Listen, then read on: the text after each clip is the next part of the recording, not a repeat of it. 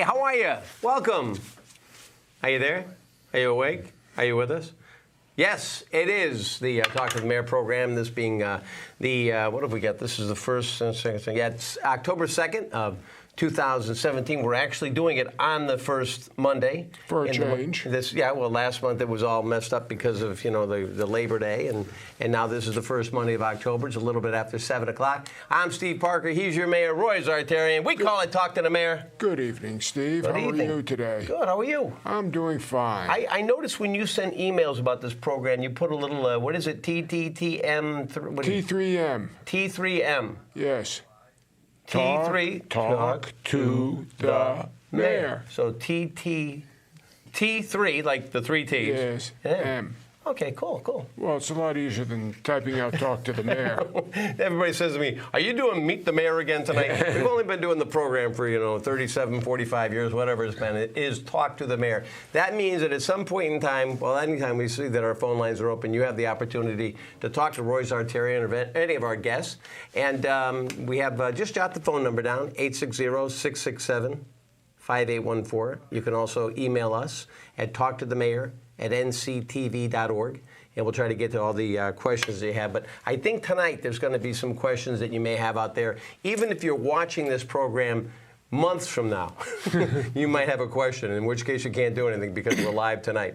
So if you have a question, I guess we can. Yeah, we can put the phone numbers up there, folks, for this entire segment, in case anybody wants to talk to our special guest. Speaking of which, who did you bring along with you tonight, Roy? I brought with me two distinguished gentlemen who are principals behind the town hall renovation project. Are we really going to have? This depends on the referendum that we have next month. Depends on the referendum that's coming up as part of the general election on November 7th. Okay. To authorize $28.8 million. And I want to emphasize that the vote is authorizing the expenditure. It's not mandating that we go out right away. Okay. So it's just given the fiscal situation with the state, we're going to proceed with all due caution as far as going out into the bond marketplace. Wow, well, you covering yourself. Who are our guests? Our guests are the architect, the man behind the design, Tom Arcari, and the chair of the Public Building Committee, Joe Harpy. Oh, yeah. Who is well known to Newington. Yeah, you've been around for a while, Joe. You might as well run for an office again, because it seems I think he's done that already. Oh, okay. And what's really good to see is that, Tom here, he is dapper. He's almost as dapper as you. Look at these colors here. And that's because he's the architect. That's right. He's got to look good. Mm-hmm. I don't know, though. I don't think I could pull a bow tie off. Oh, he can do it. And let's point out, too, you have a special bow tie this month. Yes, I do. It's the pink ribbon. Yep. October is Breast Cancer Awareness Month. Mm-hmm. I am the son and brother of survivors, so it does have a meaning for me. Mm-hmm. I would encourage everyone. What camera am I on? Oh, there I am. You see when there's a light up on top of it, that means it's yours. I would encourage everyone to get checked. Women get checked. It does hit men as well. Mm-hmm. So if you do sense something out of the ordinary, don't hesitate to see your doctor, because early detection is really the key. Yeah, well, it's interesting, and the Hartford Courant had a big section about it on the Sunday paper. Yeah. And some of the numbers, I think what happens is, when people get into a certain pattern, every year, we have a couple of the walks and the runs that take place, and when you look at those numbers and realize just still how prevalent it is and how staggering the numbers are. Yep.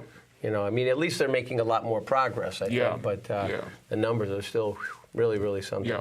And also I want to point out, we were speaking before that it's Domestic Violence Awareness Month also. That's right. And we're going to have Sarah Gallardo's going to join us via the phone on the second half of tonight's show. Sarah speaks up. She is really amazing. And she's sharp, she's intelligent, she's strong, and unfortunately she knows from experience what she's talking about. But No, you know, it's important to be able to, you know, cover all these issues and let people in Newington know that we are aware of what's going on. So we're finally gonna have the possibility of getting a new town hall. This is it, okay? Right. And is Tom actually how do we come up with Tom? I can go through that. Oh, okay, Joe. How do we? That's Joe's job. The Town Hall Renovation Committee was authorized by the Town Council to either renovate or partially rebuild the Town Hall, or another plan, which would be an entirely new Town Hall, and to go through the process of how we would determine that. And quickly, one of the things that we did initially, Gary, was to establish a vision statement. That hadn't been done. This isn't a criticism. It just hadn't been done with the previous committees. Mm-hmm. So that vision statement was implanted into the RFP, the request for proposals, when we went out for the architects. So we put that out for bid, and we got about 20 some odd submissions. Mm-hmm. And out of that, we took a percentage, I'd say 5 or 6, which really met the need based on the request for proposals. And really, Tom, all due respect to the others, but Tom was really at the top of the pile in terms of evaluation, experience, and the most importantly, fee. Mm-hmm. I don't want to tell him I got him. Because the fee he'll say, gee, Thanks, Joe. He'll say I lowballed it. But no, I mean, in terms of the approach, it was important to us. Mm-hmm. Mm-hmm. Then we also went out for an RFP for construction manager. And we came back to the realization that Downs was best suited after looking at a number of players again, because they had been involved previously. Who was approved? Downs, D-O-W-N-E-S. Construction. Mm-hmm. Downs Construction on New Britain, because they had done the police station, a number of other projects similar to this.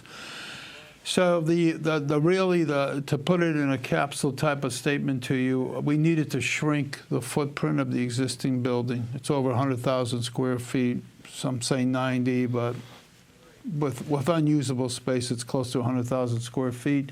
It was a repurposed building in that it was a school, as you know, previous to that. So you have these very large hallways where kids would come out of the classrooms, you know.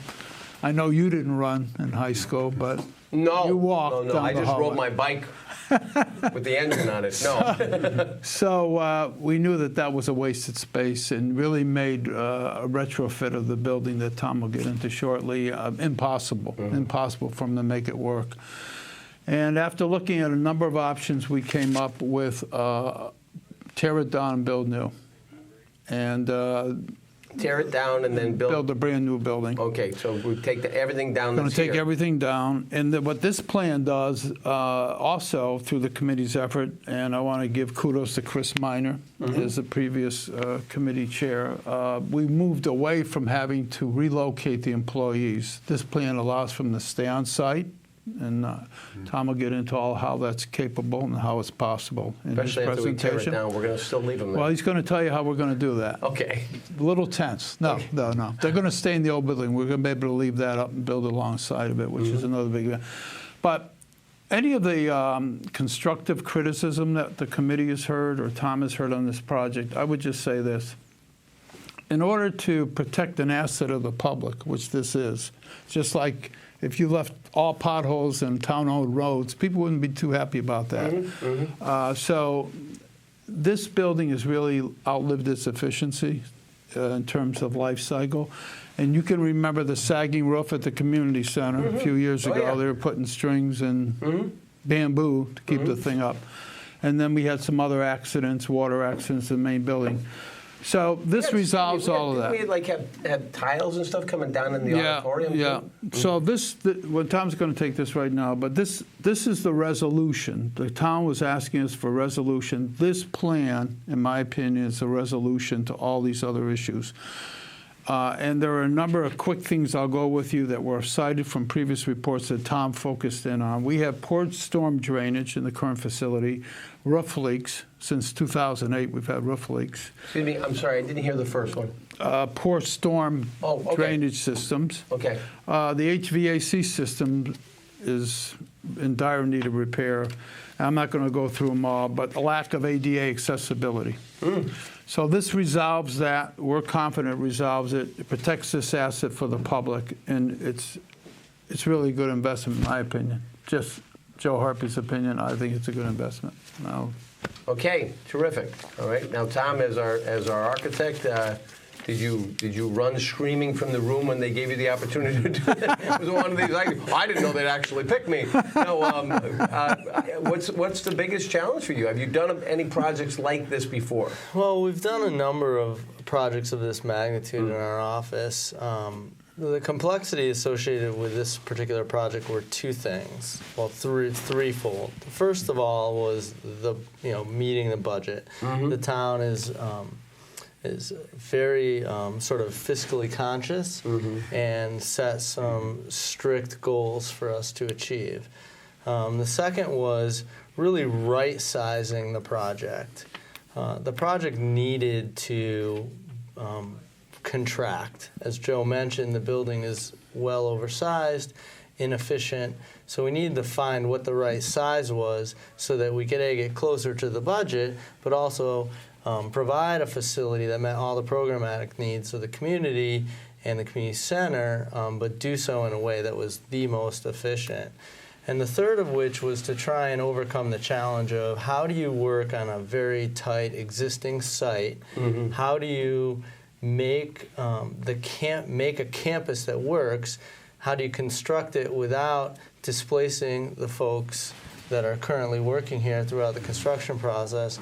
And how do you make a site that's safe for other patrons of the site, including the library and the police station function? So those were sort of the three biggest overall challenges.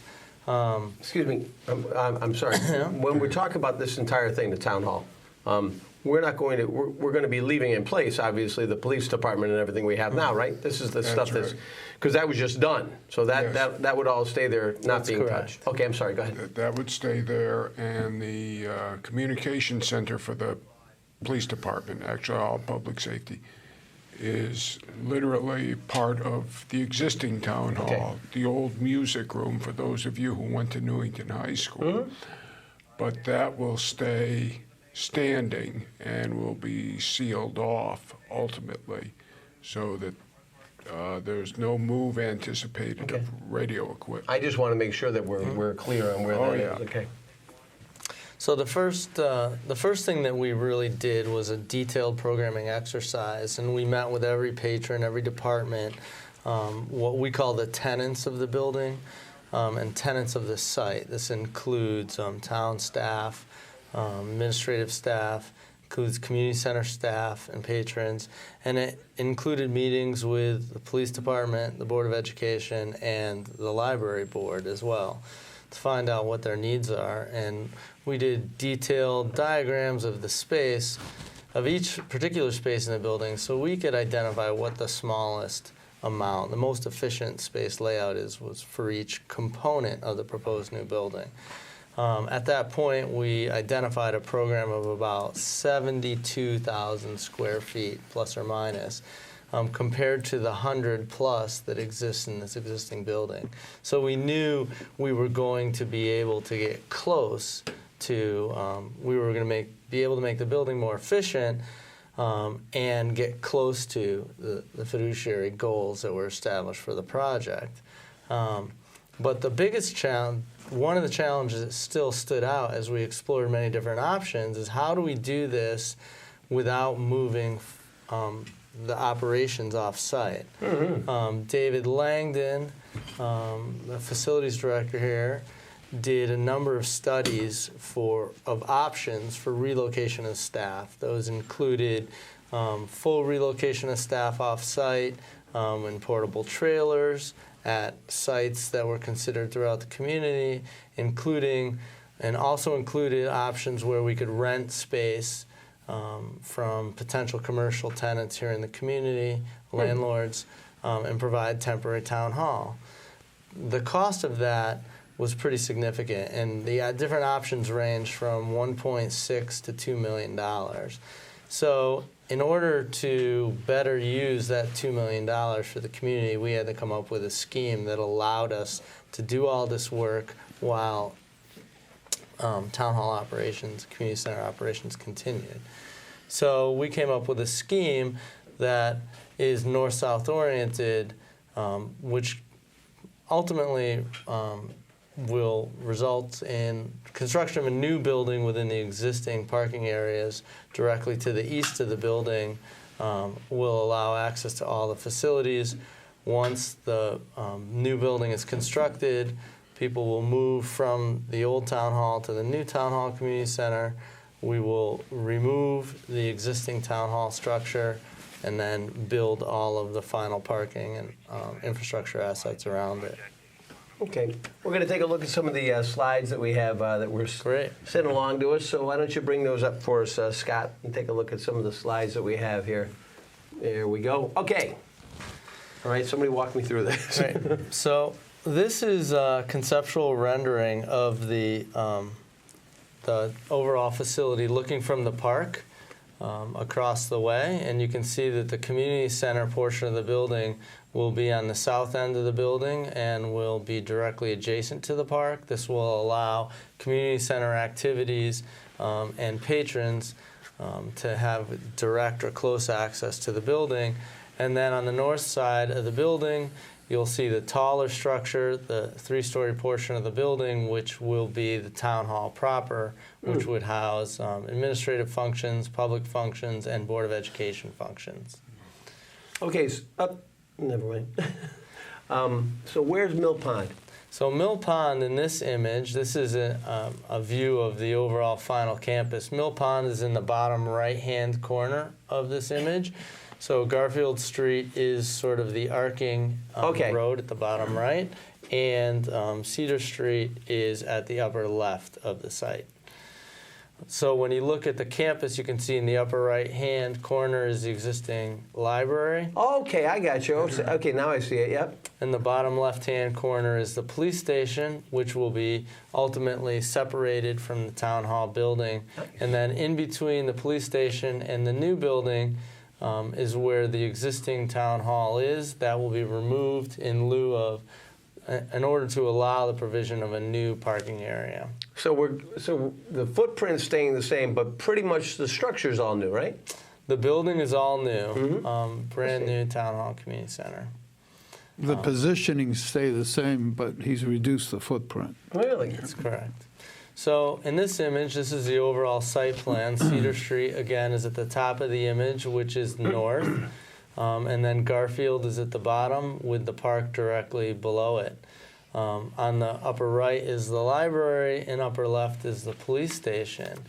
So the new structure, which is in the light tan in the center of the image, would be built directly to the east or directly to the right of the existing town hall. One of the challenges on this site is there's a lot of topography. From the front door of the library all the way to the front door of the police station, there's about 22 feet in grade change, or about 2 stories. So one of the ways we figured we could solve this would be to build the new community center into the grade. So the community center will actually be able to be entered from both floors. So here are the renderings. The upper rendering is a view from the police station, and you can see the town hall appears 3 stories in height. So you're entering the first floor of the building. But at the lower rendering, this is the side of the building that faces the library. You can see, because the building's built into the grade, you're actually entering town hall at the second floor. So that means, do we lose the stairs and everything that are out there now? All of the stairs would go away. So now, if you've been to town hall, as you approach town hall, you have to go down a full story into this sort of dark entry well, and then enter the building. That all goes away. You'd walk, flush right into the building. This question, excuse me. Where would we have that memorial that we have set up there for our veterans? Is that still going to be there, or is that going to be moved? That's going to remain on site, and it will be just adjusted, Okay, relocated. okay.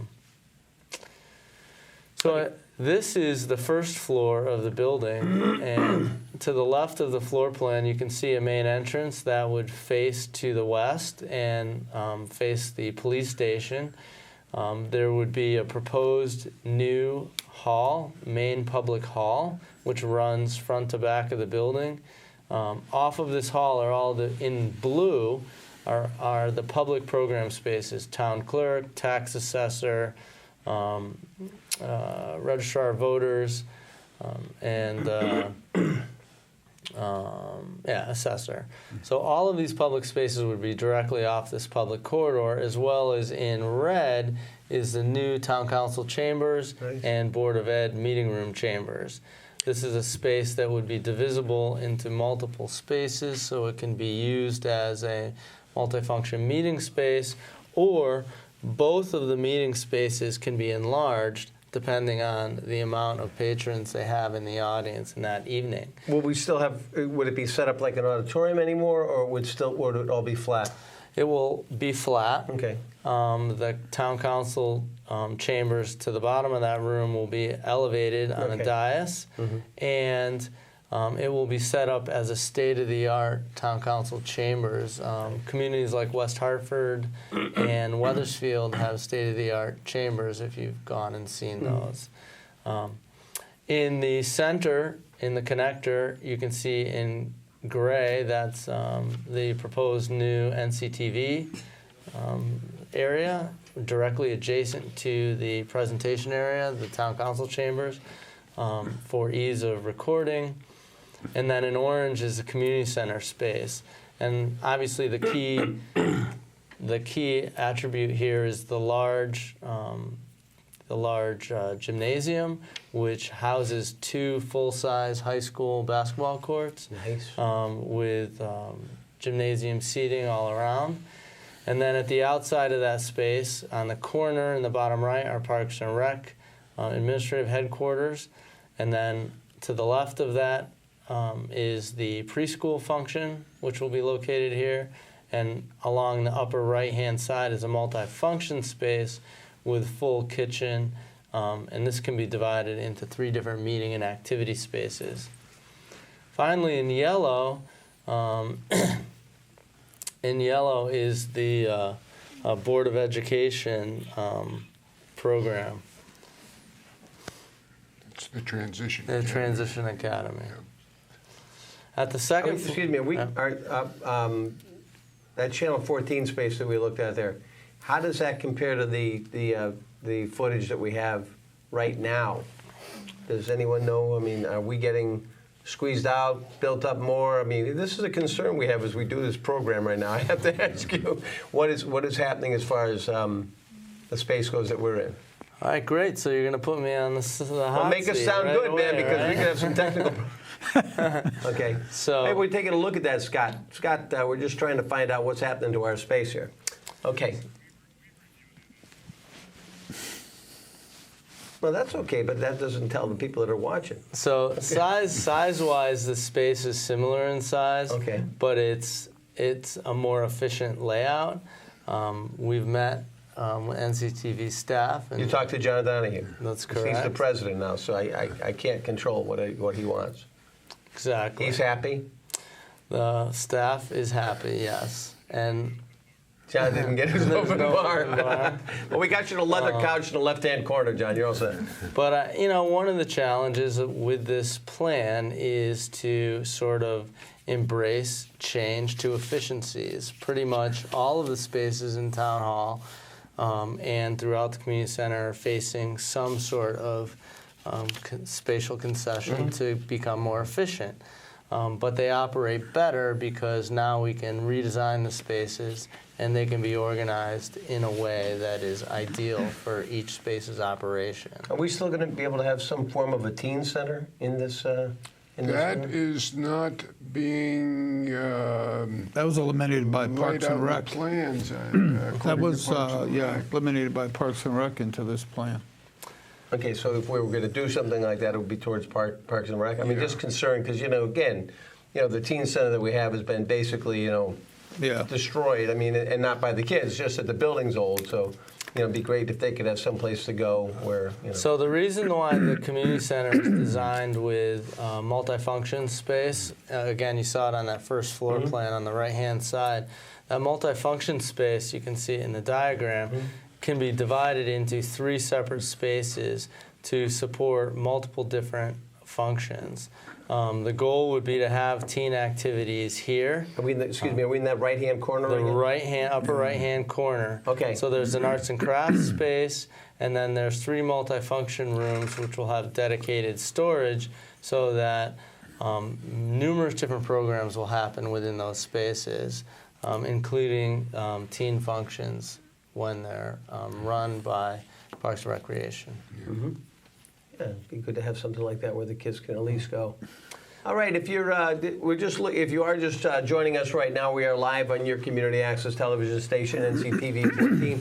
We're going over the changes that are hopefully going to be taking place here at the town hall, the new town hall and community center, and this is all going to be based upon how you vote next month, because that'll be a referendum that's up there. Again, you had said basically saying that where the referendum is to approve how much is the money again? $28.8 million. Right. Yep. Right. How much wiggle room is in there? I've never seen a project yet that came in on budget. So The construction manager's on the hook for that amount. Yeah, we have, I should make this point. When we negotiated the deal with Downs, we have a guaranteed maximum price. So that guaranteed maximum price has to be delivered to the committee, which is that bottom number, after Okay. the bids go out. If it isn't, the committee has the option to reject the bids. So if I can add to this, the $28.8 million is made up of hard cost and soft cost. The hard cost is actual construction numbers, bricks and mortar. Yep. And the soft costs are the fees that support the construction. Architectural engineering fees, testing, special inspections, and a significant contingency, which is the owner's contingency. The budget was established by the construction manager. Yep. And the construction manager anticipates negotiating what is called the guaranteed maximum price with the community. The budget established for the project at this time has been confirmed by the construction manager that it would support, based on the scope that's been identified and the budget that's established, would support a successful negotiation of a guaranteed maximum price, which means they deliver the project and guarantee its delivery for this number. okay, so now let's unforeseen problems. All right, let's just make believe we run into something that we don't anticipate at this point in time, which can happen. And if we do need additional money, as much as they've guaranteed to do everything and everything, I'm still looking at possibilities. If it were to go past that, is that something where there would be a second referendum that we'd have to vote on additional expenditures? Well, here's the interesting point: is while your glass is half full, mine is half empty. Yours is half full, mine's I'm half almost empty. filled to the top here. This is empty. The point is that the contingencies have been built into that number to support the guaranteed maximum price. On top of that, the town has done a significant amount of inspections, geotechnical testing, to try and eliminate the amount of unforeseens that are either below the ground or above the ground. And one of the benefits of building a new building versus renovating is you're essentially eliminating all unforeseens. We've identified, what abatement hazardous materials are in the existing building, what the demo challenges are going to be, and then the only potential unforeseens in the new construction is actually in the ground, and we've done a lot of geotechnical testing. Once we get out of the ground, the building is new. So building a new building eliminates a lot of the unforeseen. Okay, so if these dollars are okay at the referendum, you guys are locked in as the architect, is that right? And then Downs is locked in as the construction company? Construction manager at risk is called the delivery system with a guaranteed maximum price. And yes, they're the locked build, to go to Tom's point about the contingency, there's a contingency put in there intentionally to absorb what you're talking about Okay. within reasonable calculations to still come back to the 28.8 million. If that number should change for some horrific, adverse situation, we would obviously, the committee refer back to the council. It would be the council's decision as to how it wanted to proceed at that point. Now, Mr. Mayor, Yes, sir. where's the money coming from? Borrowing. Okay. How's our rating right now for that? It's still good. Knock on wood. We're hoping the Hartford situation does not have a ripple effect on surrounding towns. We're hoping the legislature and the governor can finally play nice with each other and provide a budget and get us our state money. But as I said at the outset, the referendum is an approval. It is not a mandate that we go out right away. The council will wait, and review the fiscal situation before going into the bond market. Okay. Now, let's say if we hesitate or we procrastinate on, let's just say the referendum doesn't pass. Okay. Yeah. So now, are we dead in the water? What happens? We just live in a shack, or what do we do if this thing doesn't get through? If this doesn't get through, we would have to, my personal take on this is we'd go back to the building committee and say, come back with a scaled down plan. And now, if that's the case, Yeah. when do we have an opportunity to vote on that again? It would Beyond our lifetimes. It could be any time, although it would more likely be the next general election, which would be November 2018. Guys, hang around a few more minutes. Sure. Yeah. Scott, if you want to tell Sarah, she can give us a call back. We're going to talk to Sarah towards the end of the program, but we have a few more things we're going to discuss about this particular community center in the town hall. So if you, Sarah Gallardo is holding on with us. So if you tell Sarah if she can hang on a few more minutes, I just want to get things cleared up here. So if you could do that, Scott. Okay, thanks, Sarah. All right, good. Sorry. So what are you getting? What's the vibe that we're getting back from people? Do they seem, Mr. Mayor, do they seem like they're ready to make a decision, or are they? What's the temperature like out there? Hearing different opinions, I mean, both ways. And I have to be careful what I say per bond council. Oh, yeah. Yep. I cannot appear to be advocating one way or the other on this. So all I can say really is, as I said, some for, some against. Now, Joe, how long have you been involved with this committee, Joe? How long? About 13 months now. Okay. So how do you feel about where we've gotten to at this Well, point? I can tell you the public hearing that we had in August was very positive. I think Tom would agree. The comments were very positive. And I can only use the comparison to the last public hearing I attended back in, 2015? And that was not positive.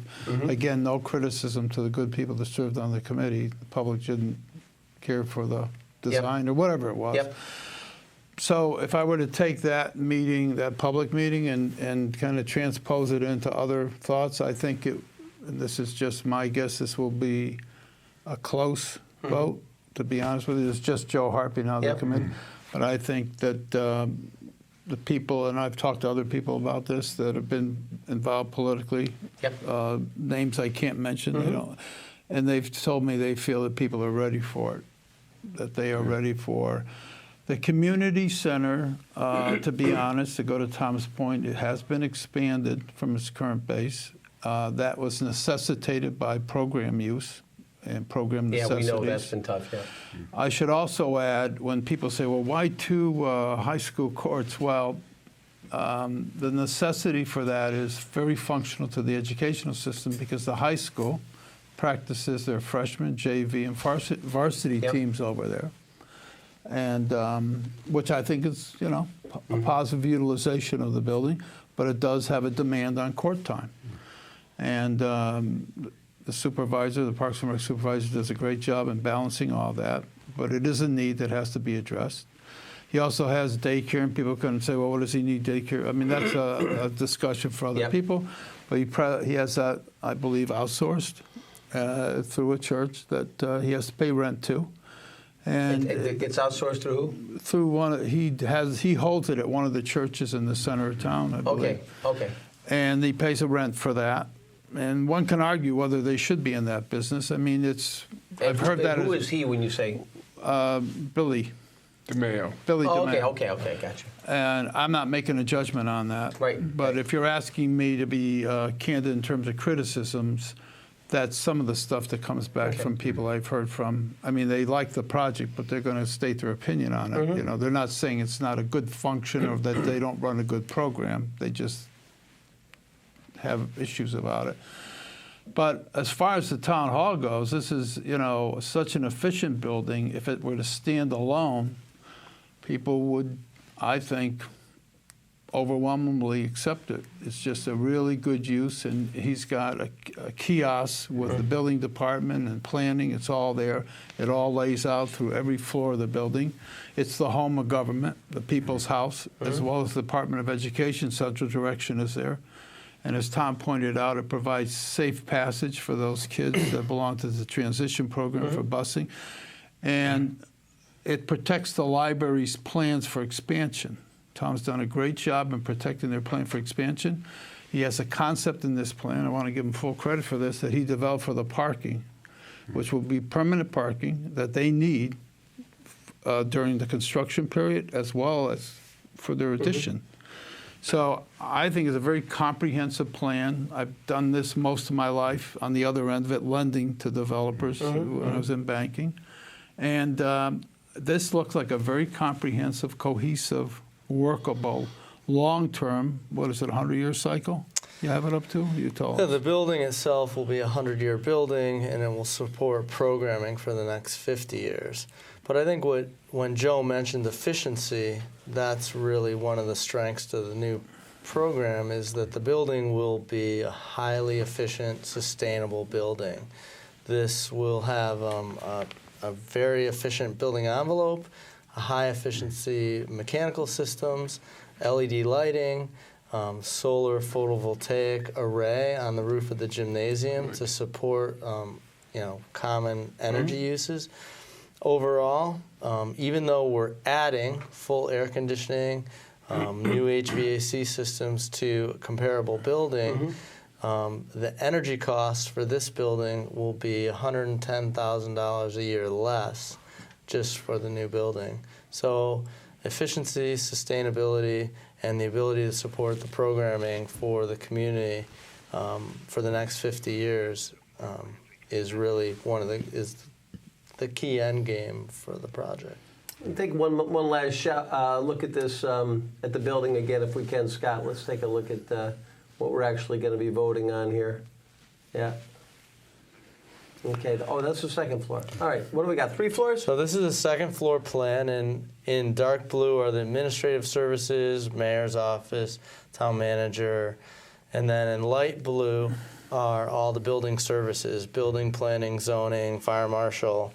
And then in the tan is the human services department. One of the strengths of this concept is that the human services department, that's the food pantry, counseling and services, they'll have their own dedicated entrance to the outside, which provides discretion for all of the patrons and a level of privacy. And then on the 3rd floor, which is probably hiding back in the slide deck there, Scott, can we find the 3rd floor? is the Board of Education offices. It's a dedicated suite for the Board of Education. All of their 4 key departments are there, as well as shared meeting and function space. And then the hatched area indicates where the building would be expanded, would have the potential to be expanded in the future. All right. And we have a basement. What's going in the basement? Well, the basement would Ping have pong table. No. the basement would have dedicated archive storage. One of the challenges for a municipal building of this nature is archive storage. It's mandated in many different levels, many different ways. Currently at this facility, it's hiding in nooks and crannies throughout the whole building. The Board of Education has the majority of its storage in fan rooms, and there's lots of storage in the basement and in the crawl spaces of this building. This area would be significantly smaller, but would have high-density mobile storage, which would allow a significant increase in overall storage for the community for the next 50 years. Good. All right, 860-667-5814 is the time that we get a new town hall. What do you think? That look kind of spiffy up there. Wouldn't you like to see that in the center of town? What way do you think we should vote? 860-667-5814. The lines are open. This is our first program of October. This is October 2nd.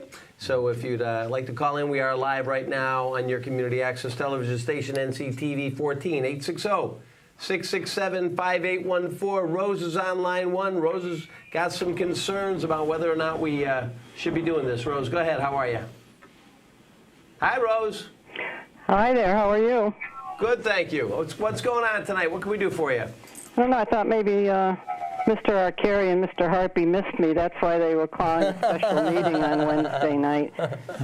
But I'm just curious, what are we discussing, and do I have to come, or should I stay home? No, all we need you Or to is do is... that a loaded question? No, all you have to do is just show up, make sure you vote on the referendum when it comes to in November. The sound on this phone is terrible. I don't know if you're okay. having trouble at the studio or... Yeah, I can't hear you either. We're good. Do you have a question, Rose? Yeah, I wanted to know what the special meeting was for on Wednesday night. Whether I should show up or not. You're talking about Wednesday's special meeting, Rose? Is that? Well, I'm sorry. The October 11th Town Hall Reno special meeting, and then I'll get to you, Mayor Z. Rose, that's about invoices that have to be paid. Oh, okay. Because it says discuss. I can Take send you some action on information additional on those if services, you'd so I like it in thought, advance, but that's what that is about. Okay. Now we'll go on to Mr. Mayor. Maybe I misunderstood something at the last meeting regarding the car taxes, and a lot of people are asking questions about it, and I just got my computer back from my daughter, and I noticed that there's a special meeting this Wednesday night regarding the mill rate on the car taxes. Now, it was my thought that I understood that the town council did not have to vote to change the mill rate. Is that incorrect, and is that why you're meeting, to change it from the 32 to the 36.59? Yes, you had to ask that, and I'm Hey, trying. Rose, hang on with us for a second, okay? I'm hanging. Okay, Rose. All right, because I think we want to make sure. I know you have some things, and Mr. Mayor, I know we're going to address that with Rose. But why don't we, say goodbye to our guests and thank them for coming in. Sounds good. Great. You guys, Mayor, thank you. Thank you so much. I appreciate it. man. Thank you. Thanks for coming in. All right, good seeing you. We're gonna don't try to go anywhere. You're still wired up.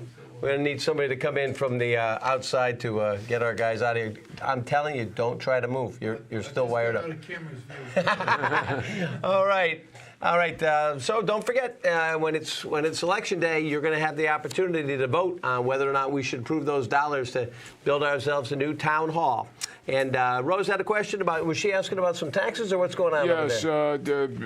there was a question. guys. There was a question raised as to whether or not we should be charging motor vehicle taxes at the current mill rate, 36.59, or 32 mills, or 37 mills.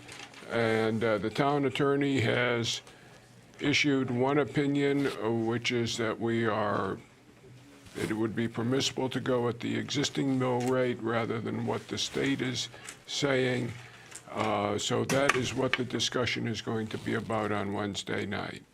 Okay, and did I misunderstand at the last meeting? I thought you had that discussion, and Councilor Annis asked whether or not you had to vote on it or not, and the consensus was you didn't have to vote.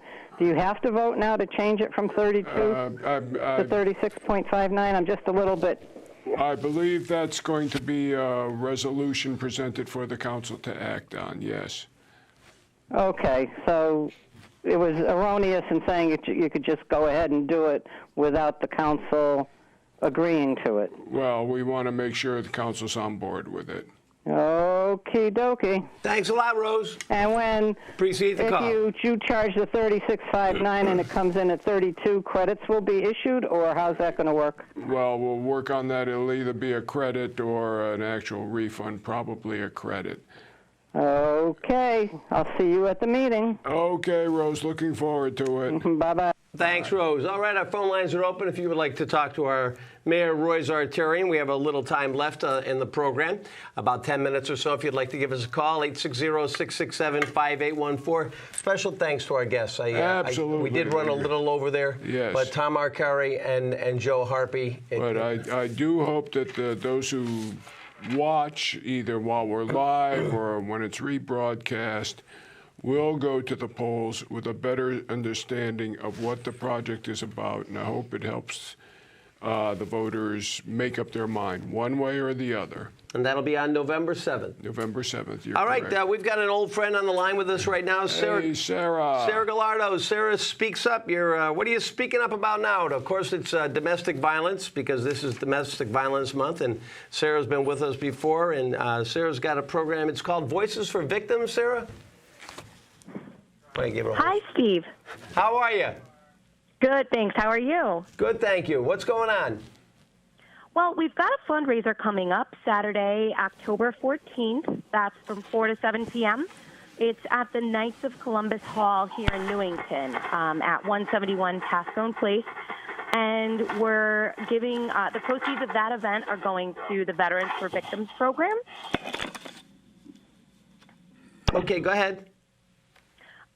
So we are having, it's more like a happy hour type event. So it's going to be, more casual. It doesn't have to be all dressy. And it's a local thing, too, so that's great. We've got some awesome auction items, and it's really just going to be a fun time. We tried to make it, on a Saturday between, kids' sporting events and before anyone really wanted to have their night out type of plans. And also, Sarah, I understand congratulations are in order. You have a new book coming out, and you're going to be taking orders for the book that night, or tell us about your book. Yeah, so my first book, it's called Hiding in Plain Sight. And I'm actually having a book launch event. I'm really excited about that. It's at October 25th from 5 to 7 p.m. at Hartford Public Library. And it's a free event catered by Billings Ford. We'll have beer and wine, and I'll do a reading, I'll do some speaking, and it'll be an official book signing. Okay, now tell us a little bit about the book, if you could, Sarah. Sure. So what I've done is basically try to give people a glimpse into the reality of domestic violence using my own situation and experiences that I had been through in my own life. I didn't really linger on extraneous details. I really tried to focus on, the meat and potatoes of what I found was the most important. So I give little stories and type of vignettes. And at the end of the book, I give resources and I explain, define domestic violence, reproductive abuse, financial abuse, gaslighting, these kinds of things that are so prevalent in domestic violence. Now, again, for people that haven't had the opportunity, this is Sarah Gallardo, and for people that haven't seen you speak before or aren't that aware of what Sarah Speaks Up is all about, what is Sarah Speaks Up all about as far as domestic violence goes, and what can they learn by going to find you on Facebook or going to your website or whatever? What can we expect to find there? Sure. So again, like you said, you can find Sarah Speaks Up on Facebook, Instagram, and also the website, which is sarahspeaksup.org.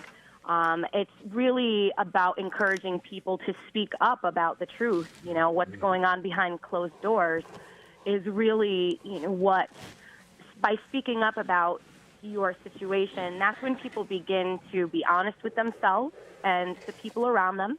And that's when they begin to, open up to the concept of getting help and possibly, removing themselves from a toxic environment and, removing themselves and their children, depending on, how that's affecting the people in their lives as well.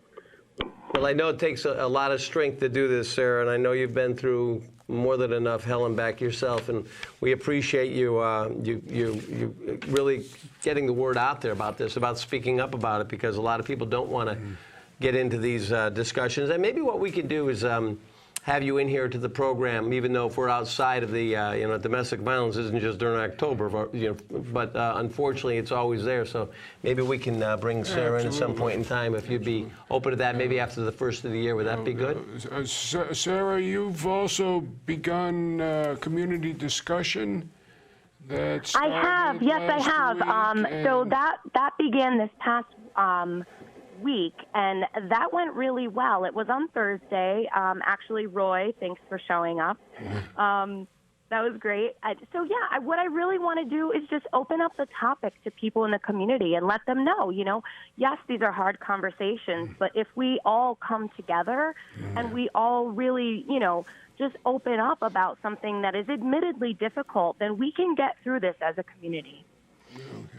Now, are you planning any other sessions aside from the one you had last week? I would like to do it monthly, and the people who attended the group discussion on Thursday were also, excited about the idea of a monthly discussion.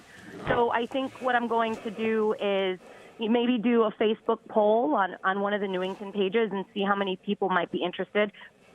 And then we'll take it from there. I'll really, just put the word out, and I think people are excited to, finally feel comfortable enough to have these conversations. Sarah, I think what would really be good, and especially as a resident here in Newington, if you can find a way to get without invading somebody's space. In other words, maybe keeping the camera off of the people that are in the room. But when you give these discussions, if you can get a camera in there, I don't even care. Don't worry about how professional it is or anything else. But you do that, and you get those tapes to us, and we'll put them on Channel 14, and we'll run them all the time. And wonderful. That would be something that at least we can look at, and maybe we do our volunteer meeting is the last Thursday of each month. So maybe you want to think about coming down here to Channel 14, and maybe there's some people that can help you out. And if nothing else, just start by getting the word out there, even if it's just 10-minute pieces, something that we can show here in town and put up on our website. That's something that John Donahue is our president. Maybe we can look at doing some of those things to support you and help you out with that. That would be great. I am all about it, definitely. And as you schedule more community discussions, of course, Sarah, you can get them to NCTV to put on the event scroller. Yeah, keep us in the loop on that stuff, please. It's important that we let people know about this stuff. One more. We only have a few minutes left, so again, what's the event going to be that's coming up in a couple of weeks? Well, 2 weeks. We've got the fundraiser. It's going to be a great time, a happy hour event. That's October 14th at the Knights of Columbus Hall from 4 to 7 p.m. And after that is going to be the book launch, which I'm so excited about. Wednesday, October 25th, 5 to 7 p.m. at the Hartford Public Library. Well, and I think I'm sorry we don't have time. Maybe we can get the information up to run on the scroll, Scott, and we do have your flyer here. Special happy hour event, appetizers, music, silent auction, Empower Happy Hour. I like that. Yes. Voices for Victims, the second annual one, and the best of luck to you. And go to sarahspeaksup.com for more information. There's some. I like the special opportunity to pre-order. Your book will be there, hiding in plain sight. I like the name of that. The glimpse into the reality of domestic violence. It goes all kinds of ways. Like Sarah and I were speaking earlier, it's not just physical abuse. It can be financial abuse. It can be verbal abuse, and it can be men versus women, women versus men, children, everything. Unfortunately, it affects all of us. Thank you, Sarah. Thank you so much for having me on. You got it. Okay. Bye-bye. All right, bye now. Bye, Sarah. Sarah Gallardo. You got to check her out on Facebook, too. This one really jumped up the last minute with me on Facebook. What have you got over there, Mr. Mayor? We got some good stuff going on? Well, sure. Before Sarah's fundraiser at the Knights of Columbus, we have the Newington Hunger Action Team fundraiser, wine and beer tasting, Friday, October 13th, Friday the 13th. Uh-oh. 6:30 to 9 at the Father O'Connor Center at Holy Spirit Church on Church Street. At least I think it's still called Holy Spirit. I don't know what's going on. We were discussing that before. Yeah, the churches are all changing. I know. So that is sponsored by the Newington Hunger Action Team, and the proceeds will benefit programs that help our hungry neighbors in Newington. All right, and Tickets are $15 in advance, $18 at the door.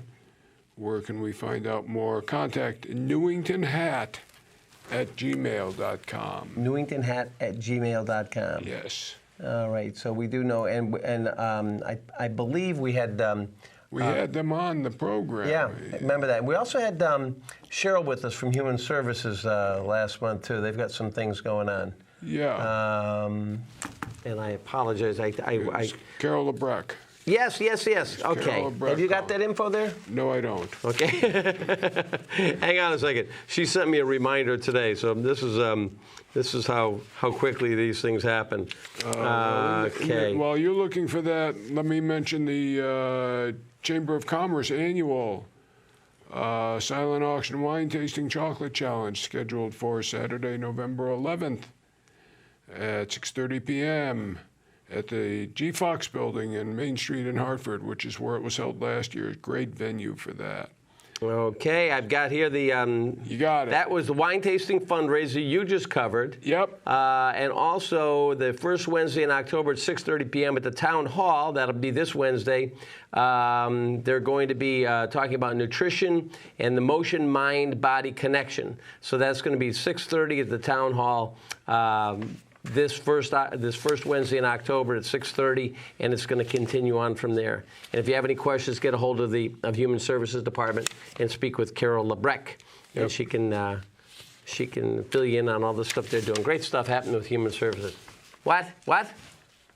If people ever wonder what we always get directions from the other room. Yeah. Scott is telling us it's time to wrap up. Which reminds us, we want to thank all of our volunteers: Scott Allo, John Donahue, Robert J. Blank, Ellen Schiller, and Vicki Rosenkrantz, the fabulous, without the Rosenkrantz family. Also, a special happy birthday to Michael Rosenkrantz. And unfortunately, Michael's not with us tonight because he's out celebrating his birthday. One would hope. One would hope. And Michael is, I don't even know what his age is. Scott, you know how old Michael is? I don't know. Okay, so probably don't. You don't want to say anything right now. All right, and more than anything else, thanks to you for watching. Yes. And don't forget to vote November 7th. November 7th. All right, and we will be back again with our next Talk to the Mayor program.